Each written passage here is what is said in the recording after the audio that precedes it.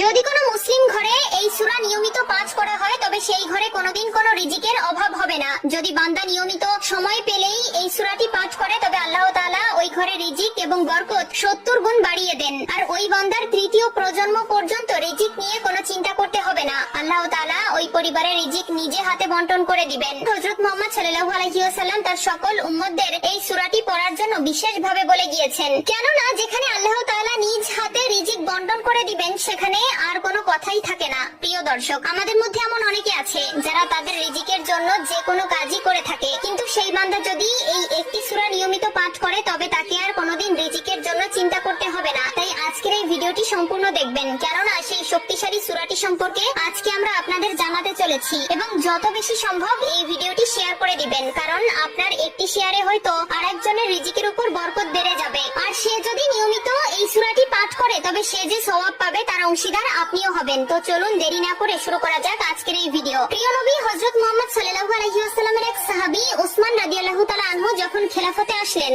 অর্থাৎ যখন তিনি পুরো আরব বিশ্ব শাসন করতেন, তখন আব্দুল্লাহ ইবনে মাসউদ রাদিয়াল্লাহু তাআলা আনহু যখন খুব অসুস্থ হয়ে পড়লেন, তখন উসমান রাদিয়াল্লাহু তাআলা আনহু তাকে দেখতে গেলেন এবং তার ঘরে প্রবেশ করলেন। বললেন, তোমার তো পরিবার আছে এবং তোমার ঘরে ছোট ছোট সন্তান রয়েছে, তুমি যদি চাও আমি তোমাকে বাইতুল ফান্ড থেকে তোমার জন্য কিছু খাবারের ব্যবস্থা করব, যাতে করে তোমার সন্তানরা নিয়মিত তাদের খাবার চালিয়ে যেতে পারে। আব্দুল্লাহ ইবনে মাসউদ রাদিয়াল্লাহু তাআলা আনহু তখন তার উত্তরে বললেন, আমার নবী আমাকে এমন একটি সূরা শিখিয়ে দিয়েছে যে আমার সন্তানেরা যদি পাঠ করে তাহলে কখনো আমার এই ঘরে রিজিকের অভাব হবে না, আর আল্লাহ তাআলা নিজে আমার এই ঘরে রিজিকের ব্যবস্থা করে দিবেন। তখন তিনি বললেন, কি সেই সূরা যা পড়লে আল্লাহ তাআলা নিজে রিজিকের দায়িত্ব নিয়ে নেন? তখন তিনি উত্তরে বললেন, সূরাটি হচ্ছে সূরাতুল ওয়াকিয়া। তিনি আরো বললেন, শুধু তাই নয়, এই সূরায় রয়েছে আরো অনেক ফজিলত। প্রিয় দর্শক, আপনারা সবাই